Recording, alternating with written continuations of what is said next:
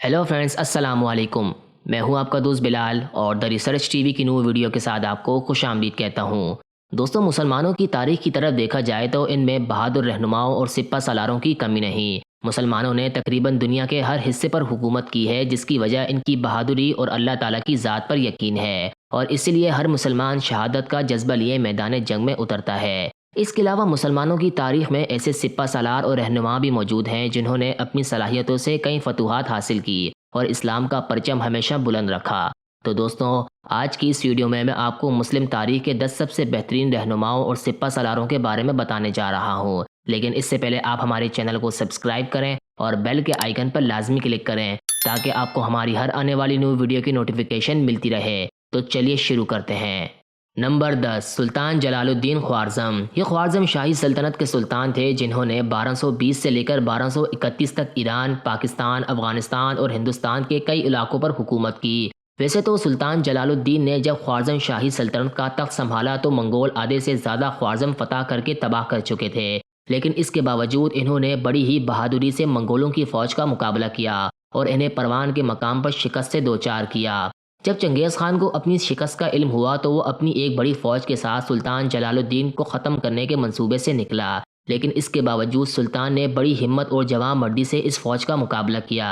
लेकिन जब सुल्तान ने देखा कि मंगोलों की फ़ौज में तेज़ी से इजाफा हो रहा है और इनके बहादुर सिपाही भी एक एक करके शहीद होते जा रहे हैं, तो इन्होंने पहाड़ से दरियाए सिंध में छलांग लगा दी, जिसे देखकर चंगेज़ खान भी बहुत मुतासिर हुआ और मरते दम तक वो सिर्फ सुल्तान जलालुद्दीन ख्वारज़म ही के नाम से डरता था, और इसलिए सुल्तान जलालुद्दीन ख्वारज़म का शुमार मुसलमानी तारीख के बेहतरीन जर्नलों में होता है। नंबर 9, टीपू सुल्तान। टीपू सुल्तान, जिनका असल नाम फ़तेह अली टीपू था, 20 नवंबर 1750 को हिंदुस्तान में पैदा हुए।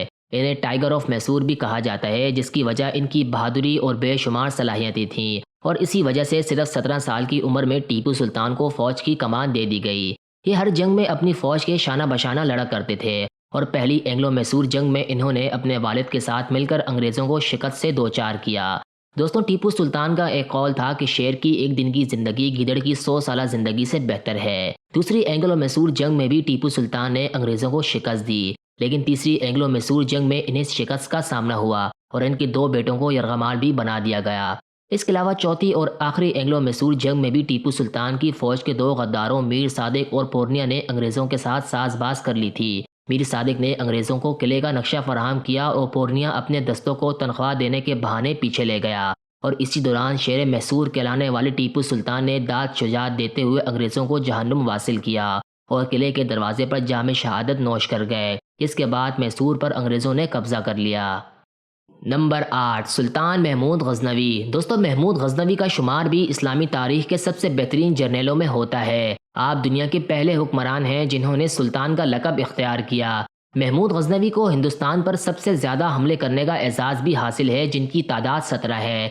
इन हमलों की वजह हिंदुस्तान के जालिम हिंदू हुक्मरानों और राजाओं को सबक सिखाना था, जो कि मुसलमानों को हर वक्त जुल्म और ज़्यादती का निशाना बनाते थे।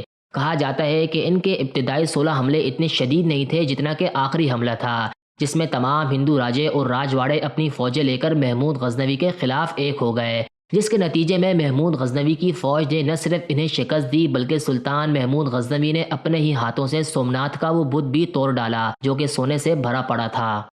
नंबर 7, तारिक बिन ज़ियाद। तारिक बिन ज़ियाद बर्बर नस्ल से ताल्लुक़ रखने वाले बनु उमैया के जर्नैल थे, जिन्होंने 711 ईस्वी में हस्पानिया, जो कि आज का स्पेन कहलाता है, मौजूद ईसाई हुकूमत को शिकस्त देकर यूरोप में मुस्लिम सल्तनत का आगाज़ किया। इन्हें स्पेन की तारीख के अहम तरीन रहनुमाओं में से एक समझा जाता है। 30 अप्रैल 711 ईस्वी को जब तारिक बिन ज़ियाद की फ़ौज जबराल्टर पर उतरी तो इन्होंने तमाम कश्तियों को जलाने का हुक्म दिया ताकि मुसलमानों की फ़ौज फरार होने का सोच भी न सके। इन्होंने 7,000 के मुख्तसर लश्कर के साथ पेशकदमी शुरू की और जुलाई 19 को 1 लाख के लश्कर का मुकाबला किया और एक ही दिन में इन्हें बदतरीन शिकस्त से दो चार किया। फतह के बाद तारिक बिन ज़ियाद ने बगैर किसी मज़ाहमत के हस्पानिया के दारुल हुकूमत पर कब्जा कर लिया, जिसके बाद स्पेन में मुसलमानों के एक सुनहरे दौर का आगाज़ हुआ। नंबर 6, सुल्तान सलाहुद्दीन अयूबी। दोस्तों, सुल्तान सलाहुद्दीन अयूबी का नाम लेते ही हम सब मुसलमानों के जहन में बैतुल मुक़द्दस आता है। 1186 ईस्वी में ईसाइयों की एक फ़ौज ने मदीना मुनव्वरा पर हमले की गर्ज से हिजाज पर हमलावर हुए।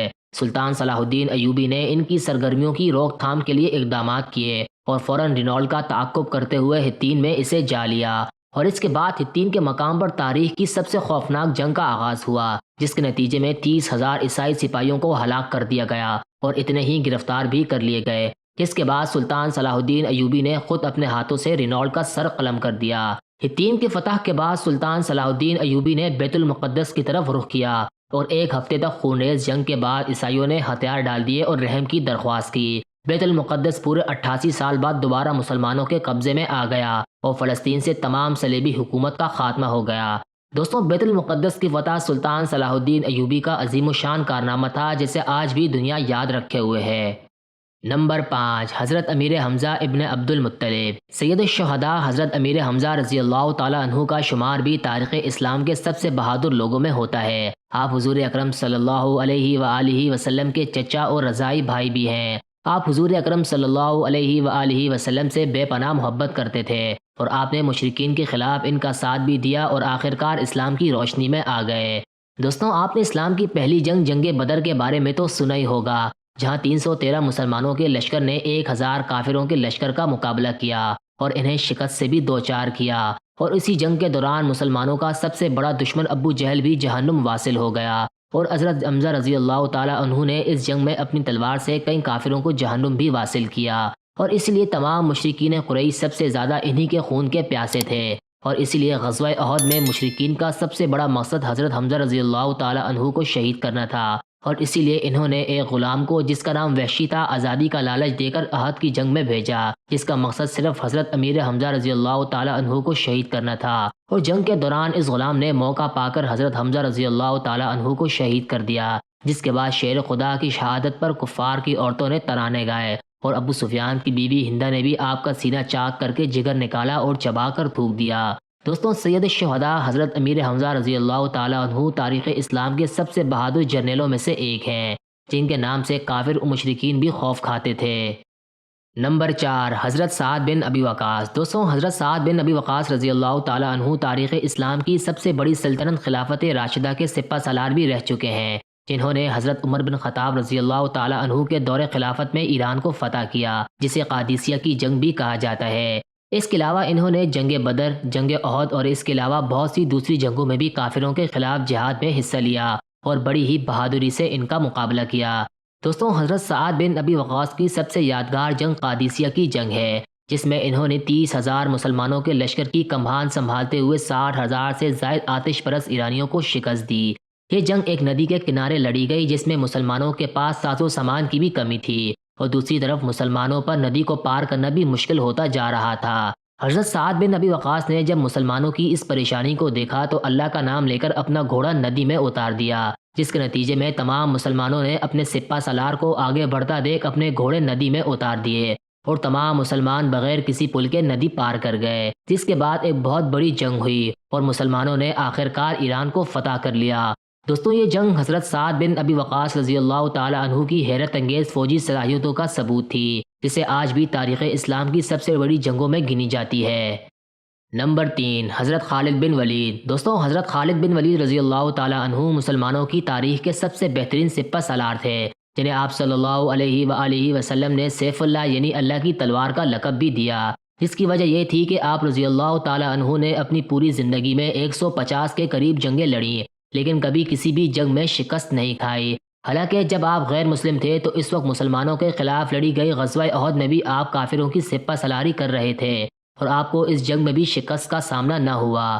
خالد بن ولید رضی اللہ تعالیٰ عنہ نے جب اسلام قبول کیا تو مکہ کے مشرکین میں خوف پھیل گیا، اور ایمان لانے کے بعد آپ رضی اللہ تعالیٰ عنہ نے مسلم فوج کی کمان اپنے ہاتھوں میں سنبھالی، اور بحیثیت سپہ سالار آپ نے پہلی جنگ لڑی، جسے غزوہ موتا کے نام سے جانا جاتا ہے، اور اس جنگ میں آپ کے ہاتھوں سے 9 تلواریں ٹوٹیں۔ اس کے علاوہ بھی آپ رضی اللہ تعالیٰ عنہ نے اپنی پوری زندگی میں کئی جنگیں لڑیں، جن میں سب سے خطرناک اور خونخوار جنگ یرموک کی جنگ تھی، جس میں مسلمانوں کے 40,000 کے لشکر نے 4 لاکھ رومیوں کو شکست دی، اور یہ جنگ 5 دن تک جاری رہی۔ اس جنگ میں حضرت خالد بن ولید رضی اللہ تعالیٰ عنہ بہت ہی بہادری کے ساتھ لڑے، اور مسلمانوں کی فوج نے 70,000 سے 1,20,000 کے درمیان رومی فوجیوں کو مار گرایا، جس کے بدلے میں مسلمانوں میں صرف 4,000 سپاہیوں کی شہادتیں ہوئیں، اور یہی وجہ تھی کہ حضرت خالد بن ولید رضی اللہ تعالیٰ عنہ کی بہادری کی مثال غیر مسلم بھی دیا کرتے تھے۔ نمبر 2، حضرت عمر بن خطاب رضی اللہ تعالیٰ عنہ۔ عمر بن خطاب رضی اللہ تعالیٰ عنہ ایک باعظمت، انصاف پسند اور عادل حکمران مشہور تھے، جنہوں نے حضرت ابو بکر صدیق رضی اللہ تعالیٰ عنہ کی وفات کے بعد 22 جمادی الثانی سن 13 ہجری کو خلافت سنبھالی۔ آپ رضی اللہ تعالیٰ عنہ کے دور خلافت میں عدل و انصاف انتہائی مشہور ہوا، جس کی وجہ یہ تھی کہ آپ رضی اللہ تعالیٰ عنہ کی عدالت میں مسلم و غیر مسلم کو یکساں انصاف ملا کرتا تھا، اور اسی لیے نبی پاک صلی اللہ علیہ وآلہ وسلم نے آپ کو فاروق کا لقب دیا، جس کے معنی حق اور سچ کا ساتھ دینے والا ہے۔ آپ رضی اللہ تعالیٰ عنہ کا نسب نویں پشت میں رسول اکرم صلی اللہ علیہ وآلہ وسلم سے جا ملتا ہے۔ اس کے علاوہ حضرت عمر رضی اللہ تعالیٰ عنہ کے ہی دور خلافت میں مسلمانوں نے یروشلم کو پہلی مرتبہ فتح کیا۔ اس کے علاوہ شام، مصر، اناطولیہ، آرمینیا، ایران اور عراق کو بھی انہیں کے دور خلافت میں فتح کیا گیا، اور اس وقت کی دو بڑی سلطنتیں رومن اور پرشین امپائر کو بھی مسلمانوں کی افواج نے ختم کر ڈالا، اور آپ رضی اللہ تعالیٰ عنہ کی حکومت 22.5 لاکھ مربع میل پر پھیل گئی۔ دوستوں، اتنی بڑی سلطنت کے حکمران ہونے کے باوجود آپ بالکل سادگی پسند انسان تھے، اور بیت المال کا ایک پیسہ بھی اپنے اوپر نہیں لگایا کرتے تھے، اور اس بات کا اندازہ آپ اس چیز سے لگا سکتے ہیں کہ جب آپ رضی اللہ تعالیٰ عنہ کا انتقال ہوا تو آپ پر اس وقت بھی قرضہ موجود تھا، اور آپ کی وصیت کے مطابق آپ کا اکلوتا گھر بیچ کر اس قرض کو اتارنا تھا۔ اس سے آپ اندازہ لگا سکتے ہیں کہ حضرت عمر رضی اللہ تعالیٰ عنہ کس قدر سادہ طبیعت کے انسان تھے۔ نمبر 1، حضرت علی بن ابی طالب۔ دوستوں، حضرت علی رضی اللہ تعالیٰ عنہ پیغمبر اسلام حضرت محمد صلی اللہ علیہ وآلہ وسلم کے چچا زاد بھائی اور داماد ہیں، جن کا نکاح آپ صلی اللہ علیہ وآلہ وسلم کی پیاری بیٹی حضرت بی بی فاطمہ الزہرا سے ہوا۔ کچھ روایات کے مطابق حضرت علی رضی اللہ تعالیٰ عنہ مقدس ترین اسلامی شہر مکہ میں کعبہ کے اندر پیدا ہوئے، اور اس کے علاوہ بچوں میں سب سے پہلے اسلام بھی حضرت علی نے ہی قبول کیا۔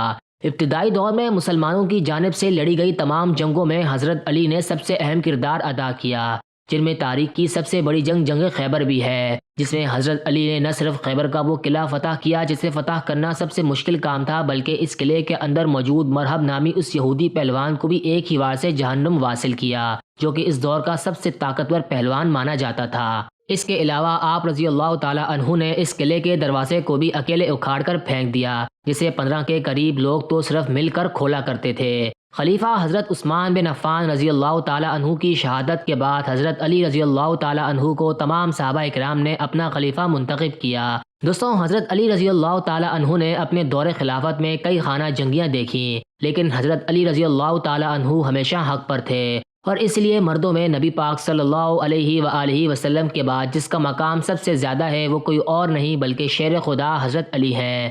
661 عیسوی 19 رمضان المبارک کو حضرت علی رضی اللہ تعالیٰ عنہ جب نماز فجر ادا کر رہے تھے تو عبد الرحمن ابن ملجم نامی ایک خارجی نے ان پر حملہ کر دیا، جس کے نتیجے میں حضرت علی رضی اللہ تعالیٰ عنہ شدید زخمی ہو گئے، اور 2 دن بعد یعنی کہ 21 رمضان المبارک کو شیر خدا حضرت علی کرم اللہ وجہہ شہید ہو گئے۔ تو دوستوں، یہ تھی ہماری آج کی ویڈیو۔ آپ کو ہماری ویڈیو کیسی لگی کمنٹ باکس میں ہمیں ضرور بتائیے گا۔ اس کے علاوہ آپ ہماری ویڈیو کو لائک کریں، چینل کو سبسکرائب کریں اور بیل کے آئیکن پر لازمی کلک کریں۔ آج تک کے لیے اتنا ہی دوستوں، اگلی ویڈیو تک کے لیے ہمیں اجازت دیجیے۔ اللہ حافظ۔